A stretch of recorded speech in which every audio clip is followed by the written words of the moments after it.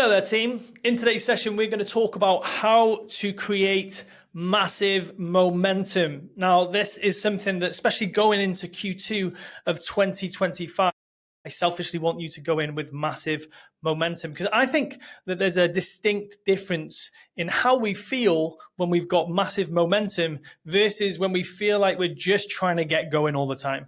I don't know if you've ever felt like this, where it feels like you've taken 5 steps forwards and then 7 steps back, or you've got something going, you've started taking action in your business or maybe even in your fitness, and you've done a week and then something happens and then you feel like you're back at square one. In this session, I want to help you understand the difference between creating real momentum, which is going to drive you forward, which is actually going to exponentially shift you and your pace towards your goals, versus that feeling of constantly having to pick yourself back up and try again. Now, I don't know if you've ever been in this place, but it's exhausting. I don't know if you've ever felt that feeling where you really want to get going and you can see people around you getting incredible results. And you're like, how do they seem to just keep going and keep moving forwards? And then I've definitely seen it, especially in my running journey. I could look at people and I'm like, hang on a second, how come they've got their times down, year on year, and they've gone down by a minute, yet I'm still struggling to break this certain time?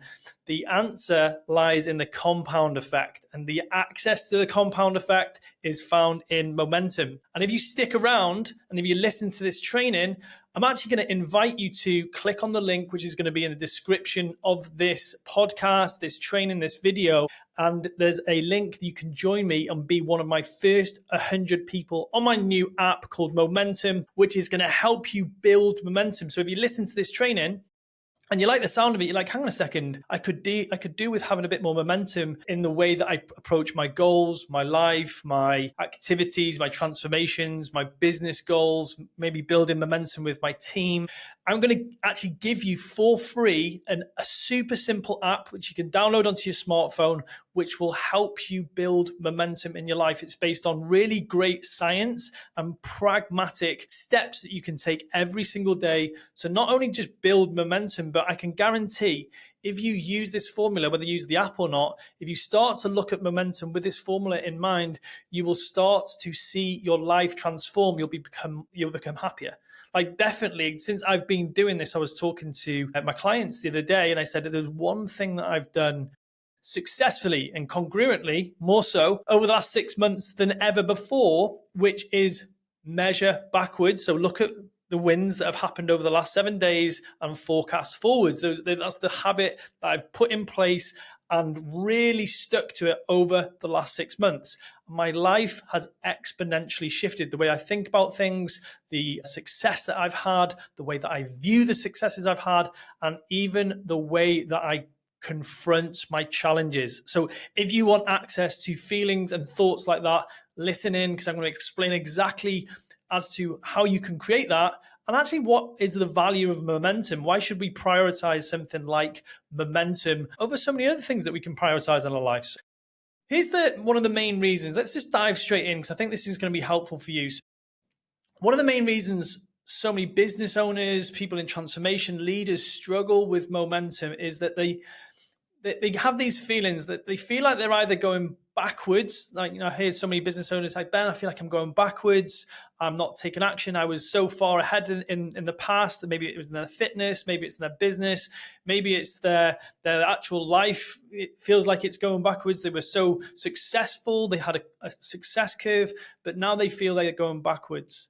So that's one of the reasons that people lose momentum, is they start to grow this feeling that they are going backwards. And the second one that I've noticed is that they don't feel that they have momentum, because what they're doing is the same actions, getting the same results, and they're going in circles.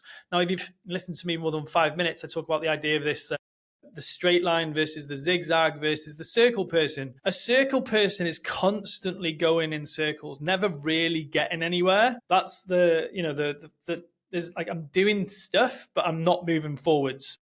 There's the zigzag person that does some stuff, has some success, and then cools off and doesn't do anything. And then there's a straight line, the person that takes action and moves forwards. So many people I speak to are either in a circle place where they're taking action, but it just doesn't feel like it's getting them anywhere, or they're taking some action, it has some effect, but then they're cooling off. And this is like when you do you start something in your business that has a positive effect. You have a sales drive or you have a marketing campaign, and then all of a sudden the business does well, but then you meet a problem and you cool off.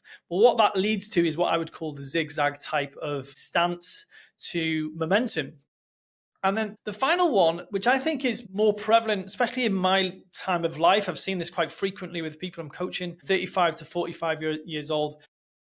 You feel like you're moving forwards, but you're not clear on the direction. You feel like you're taking action, you're doing things, but you're not sure on the direction. So you're almost halting momentum because you're not sure if you're going in the right way. Now, you might resonate with 1, 2, or 3. So if you're watching the stream, feel free to write in. Yeah, I feel like a circle person.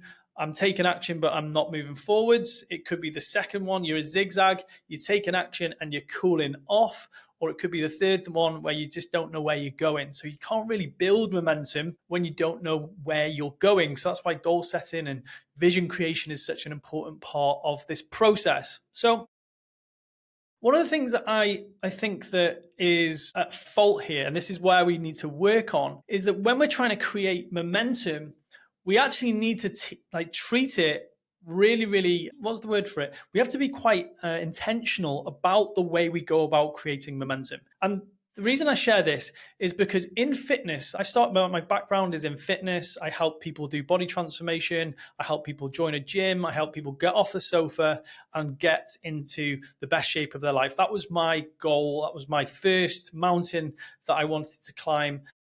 And what I noticed really, really prevalently was that someone would go from the couch and they would want to go from 0 to 100 miles an hour.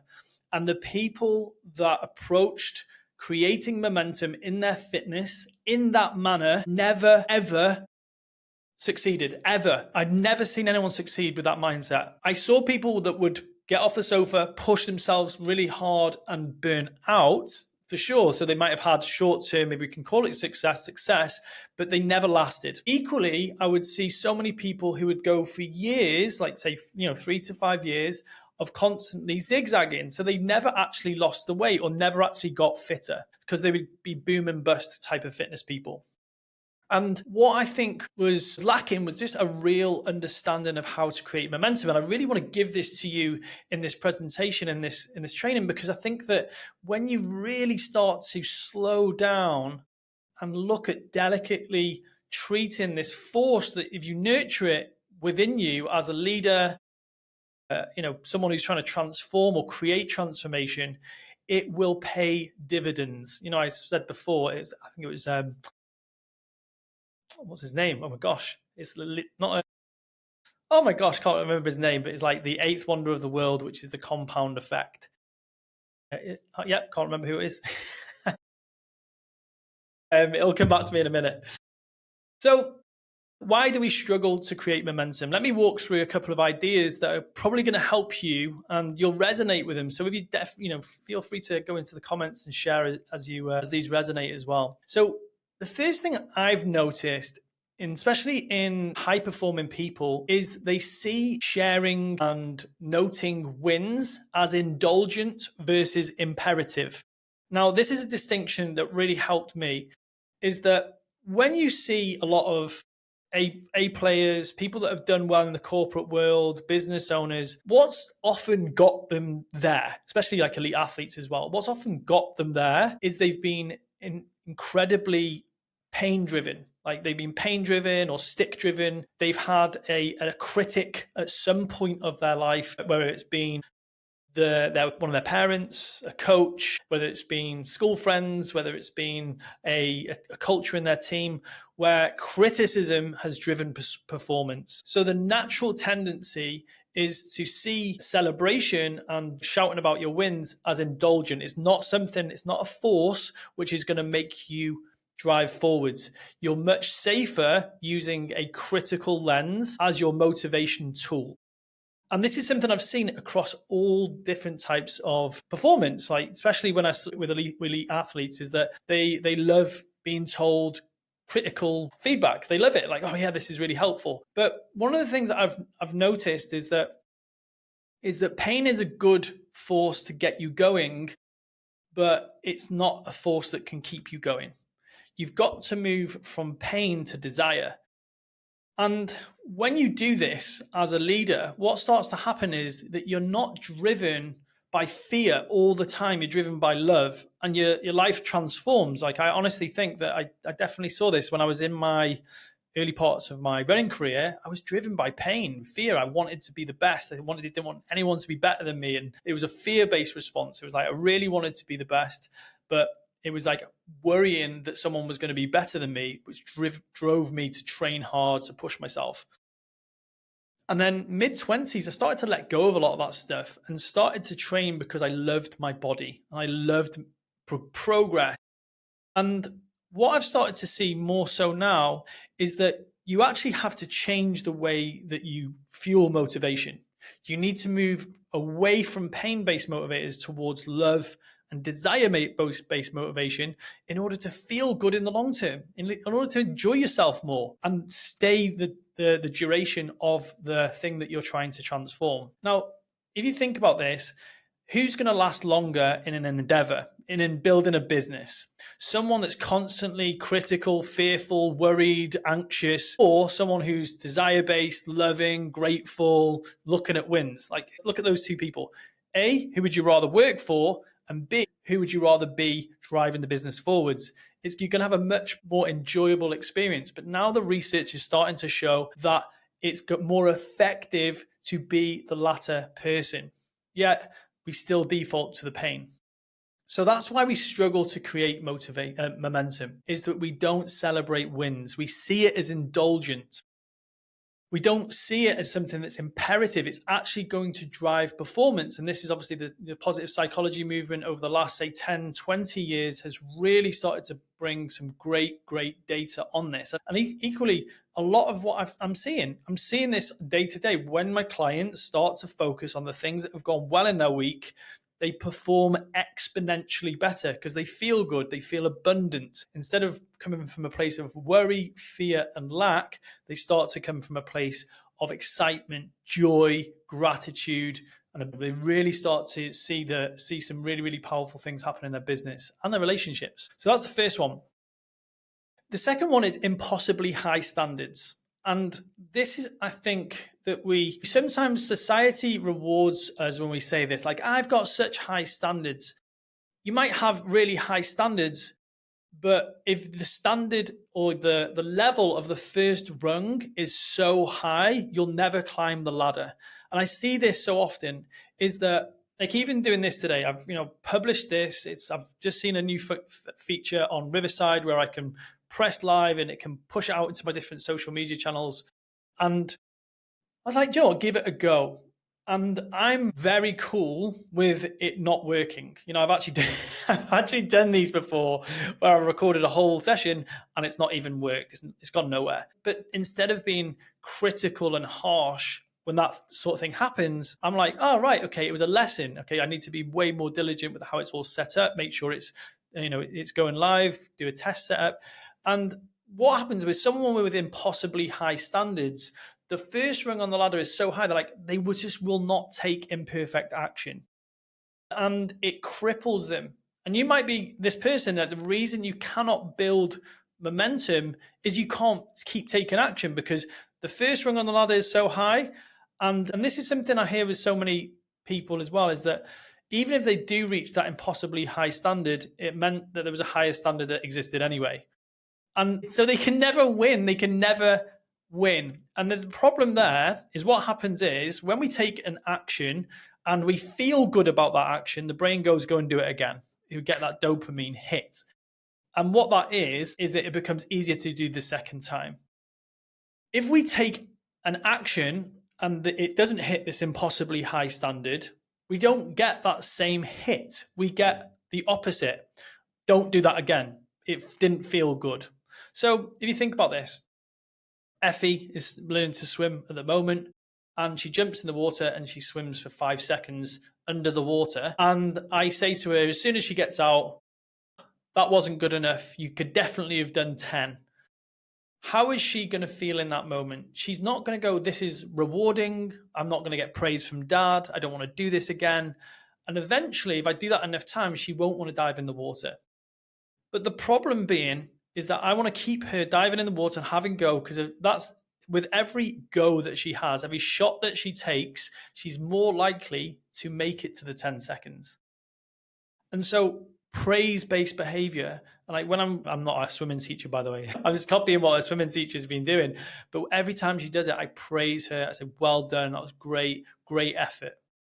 And this is what's really, really transformational. So this is the way I treat my daughter, but it's equally how I need to treat myself, is I celebrate the fact that I took a shot.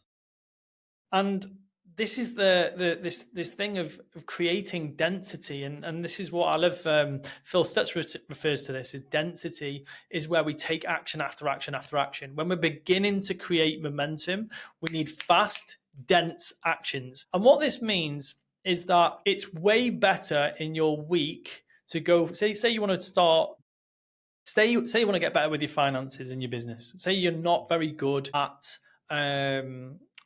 looking at your finances, looking at your books, P&L, cash flow forecasts, all that sort of stuff. You don't like doing it.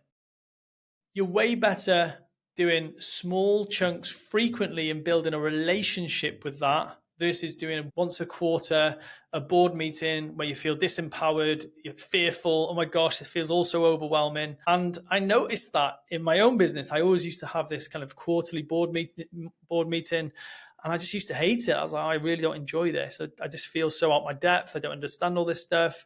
But then what I started doing is I started just looking at these looking at the sheets way more frequently. And with this 5 to 10 minutes here or there, frequent conversations with my business partner at the market at the time, more frequent conversations, not for very long, I quickly built a better relationship with that. So then I started to have momentum with my financials in the business. Not that they ever became incredibly great, but at the same time, that's how I built the momentum. Now, the opposite of that is that we take an action and then we leave it far too long before taking it again. And that is why you struggle to create momentum. Here's the next one, which is something that I think that is very, very common in a lot of complacent people. We get complacent when we start to take action and we start to feel momentum. And I don't know if you've ever experienced this before. You start to feel momentum. You start, yes, I've got, a week under my belt doing this, or I've created this. Like for example, for the podcast, I remember when I wanted to start it, get it going, I did like 2-3 podcasts a week for 3 or 4 weeks. I created some density. Then I started doing 1 or 2 a week. And then I got complacent. I felt like in my zone. I took my foot off the gas because I felt that momentum. It felt easy. And I forgot how important it was to be intentional about doing the podcast every week, protecting that habit. And what happened was I had like a 3-week gap. I ran out of podcasts to put up. And this is the thing. I think this is so important when it comes to so many of us, we get so complacent when the pain of the thing that we started doing our habit or behavior for or to overcome starts to go away. And let me just put this into context. In body transformation, when people started to lose weight, when they started to lose 1 or 2 stone, when they maybe had a 5-stone goal, we would always see this inevitable fluctuation, this kind of wobble where someone had lost enough weight to start having people saying, oh my gosh, you look great. You look like you've trained. You look like you're doing really well. They started to feel good. So the pain, the thing that motivated them in the first place, started to shrink. It started to get smaller.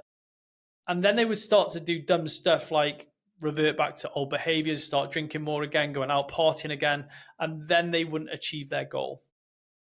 So the very pain that started your journey, the very pain that you started out with, because that shrank, you then actually, you shrink. Your momentum starts to go, your motivation goes, and then you go back to where you started. And I think there's a saying is that we succeed because what we do in our troughs, and we struggle because what we do in our peaks. And that's exactly what happens. Like when you're struggling and you're in a trough, you do things that dig you out and get you momentum. But then when you're at your peak, you do dumb stuff which cannibalizes that success. And it's kind of that calibrating between those 2 points. So what we've got to start doing is we've got to start learning that when we start feeling that momentum, we double down. We actually want to create more density.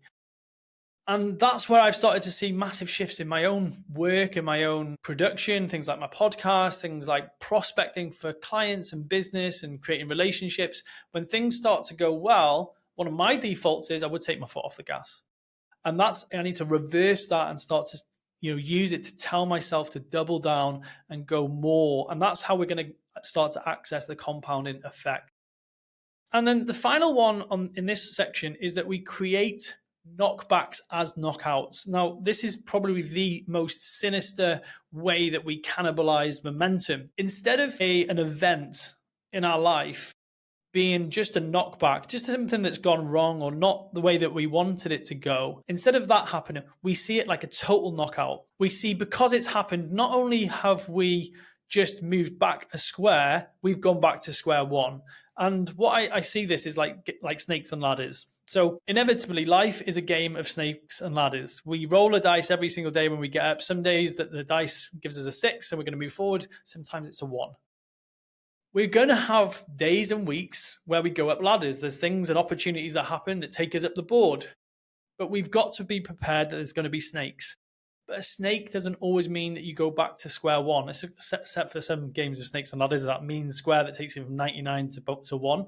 But at the same time, what that I'm trying to exemplify here is that you're going to have hard times. You're going to have knockbacks. You're going to have things that will cannibalize momentum, that challenge you. But it's the ability to not see that as something that's going to totally knock out. And I saw this so often across all types of personal transformation and business transformation. Not only would someone make a mistake, it would totally wipe them out. This could be even where they'd logged their food for 6 days, 7 days in a row, but they forgot on the Monday.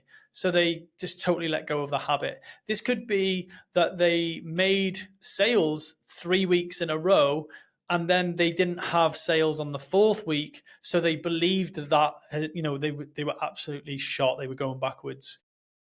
I think this is the difference between successful people and unsuccessful people, is that ability to hold your nerve in those kinds of moments and not create knockouts. So that's a huge one. So if you want to build momentum, you have to learn to see just a small knockback as something that you actually want to treat as something that's making you stronger. That's actually what true anti-fragility is. So that's why we struggle to create momentum. And now what I want to talk about now is why is creating momentum important and why should you prioritize this? So just some thinking, this is some thinking of mine around creating momentum. Well, if I look at it from a spiritual perspective, it's feedback that you're actually connecting to a higher force. There's something that really resonated with me in the work of Phil Stutz and the tools, which is connecting to this force of forward motion, a higher motivational force. And every time we turn towards our challenges, every time we turn towards pain, fear, or uncertainty, every time we do that, we are rewarded with momentum. Think about that. Every time we turn towards our pain, every time we turn towards uncertainty, or every time we turn towards fear in our lives, then we start to get forward motion. We start to move in towards a higher feeling that we're moving towards the things that we are capable of. So what momentum is you continuously turning towards painful stuff. And I really love that because every single morning when I wake up in the morning and I think, okay, I've got a 20K run or I've got a hard workout, every time I turn towards that and do that workout, I'm rewarded with not only the transformation of my body, but it's the life force. It's the energy that you get from that.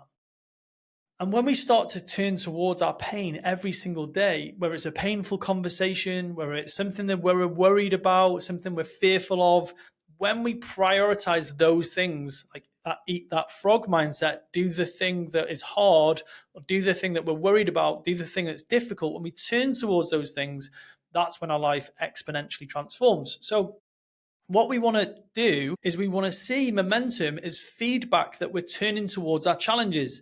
And that is when we grow the fastest. That's when we're most safe. We're actually psychologically safe when we do these things, not the opposite. Because when we turn towards comfort, we might feel that things are easier in the short term, but actually we are dicing with one of the most deadliest things on the planet, which is psychopathology. More people die from anxiety, depression, suicidal ideation, all those things that lead to us numbing, gaining weight, cancer, all that sort of stuff, because they are choosing the easy path.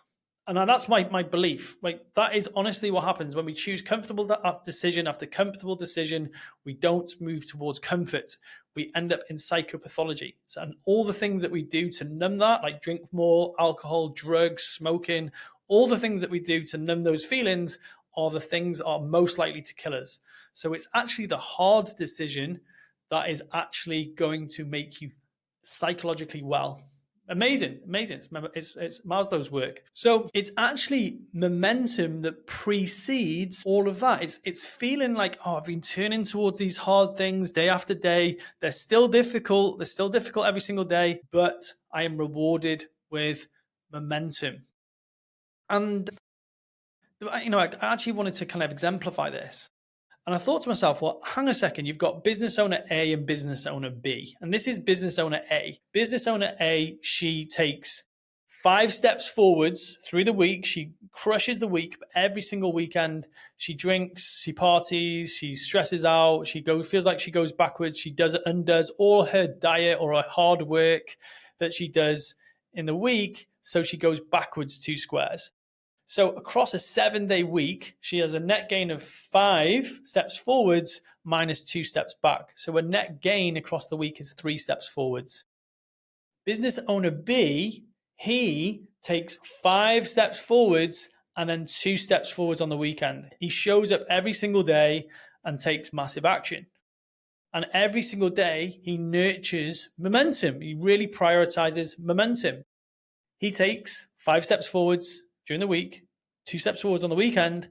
His net momentum is 7. Now, this isn't like a big difference between 7 and 3, but if you look at that over a year, this is the difference between, I think I've got it written down here, annual momentum, 156 steps forward for person A, and then 364 steps forward for person B. It's more than double. It's more than double.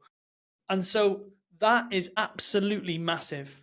That's so big. And the other thing is, and this is something I've started to really believe more and more, is that person B, who's moving forward so much faster, gaining more momentum, more traction, more reward, more feedback, more wisdom, is way more likely to achieve what they want to achieve. Someone who is going forwards and backwards, slowing down and stopping, is way more likely to give up.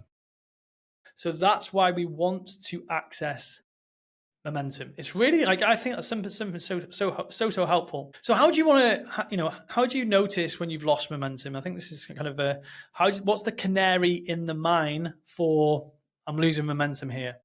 Overwhelm is a big one, and also is just that feeling of paralysis, inaction. So it's just like, yeah, I'd say overwhelm, and feeling that you have to use a great deal of motivation. Because when I'm feeling overwhelmed, I need to make a decision. I need to move forward. I need to take action. Equally, when I'm using a lot of motivation to do something, it's a sign that I've lost a lot of momentum. So that's my personal opinion, by the way. I was just like, because I've never really coached anyone or never experienced it myself, where when I'm in like lots of momentum, I don't get overwhelmed. I just take the next step and just move forwards. Yet when I slow down and I've lost momentum, it seems that there's so much decision-making power to take the next step. So that's why I feel overwhelmed. So yeah, that's kind of a bit of a personal one for you. Okay, let's finish this off. I want to talk finally about how do we nurture momentum? And this is where the app comes in as well. So like I said at the start of the session, I've built an app with Kazim. So Kazim's my coach and client. He's incredible. He's a wizard. And he's actually very cleverly designed an app. And we're going to be using it to help business owners, leaders, if you're listening, create massive momentum in your life. It's totally free. and I want 100 people to come and use it and start kind of working through it. It's super simple. Yet, if you use it for 28 days, it gives you even more feedback about how you're progressing in your life and your work and how you can optimize momentum. And this is the formula by which it works. And I want to share this with you because even if you don't use the app, like really focusing on these things will help you enormously when it comes to building massive momentum. And the first one is consistency. So we talked about consistency being like a huge lever, but the consistency part of the building momentum is obvious. In order to feel like I've got momentum, I need to be consistent. Yet that is what most people struggle with. We prioritize intensity and moving fast at the start, and we burn out in the long term. So what we want to do is we want to make a shift to start low, go slow, aim high. And what that means is such a small task every single day. It's like 100% certain I can do this. So a lot of the win streaks and a lot of the kind of win builders, and even some like the Duolingo, where we're chaining habits together, we create streaks. They are really great, but one of the biggest problems I found with them personally is that as soon as you miss a day and you drop off, I found it really difficult to get going again. I was like, oh my gosh, this is like, I had like a 21-day streak and I'm back at square one. And I think that's the opposite of what actually helps you momentum. Is that if you do 21 days and you take one day off, you miss a day, you shouldn't drop back to zero. So what it does is it helps you start to nurture consistency. And this is what actually damages consistency. Well, yeah, I think you need to understand this as well. It's going too fast, too intense, too soon, with too much volume. And if you think about this in so many parts of your life, if you think actually a relationship context, let's look at it in a relationship context, is that when you meet someone and they're too intense, they try and do stuff too soon with too much volume, and there's not enough space and time, sometimes it can be a bit overwhelming. Those relationships never really last. Whereas when you like start low, go slow, but aim high, every single thing that you turn your hand to transform seems to blossom. Now let's look at it in a fitness context. You haven't been training for weeks and weeks and weeks, maybe years, since 1992. But then you decide, you know what, I'm going to do 10 to 15 minutes of walking every single day. And that feels really doable. And that holds up for 21 days, 48 days, it could be 52 days. You're going to feel like you've got consistency and you'll start to feel that momentum. And so, what we want to focus on when we're trying to build consistency is tiny habits. We want to shrink the habit until it feels 100% certain that we can do it. And I say this to clients all of the time. It's like, does that feel a 10 out of 10 that there is nothing that is going to get in the way of you doing that? And then until you feel like that, it's a gut feeling, you shrink the habit. It could be someone isn't eating any protein with their food or something like that. It used to be like, okay, well, the goal might be to get to 120 grams of protein, but can you have 10 more grams of protein this week with each day? And they were like, yeah, I can do that. I can have a protein bar. Okay, cool. That's all we're going to do this week.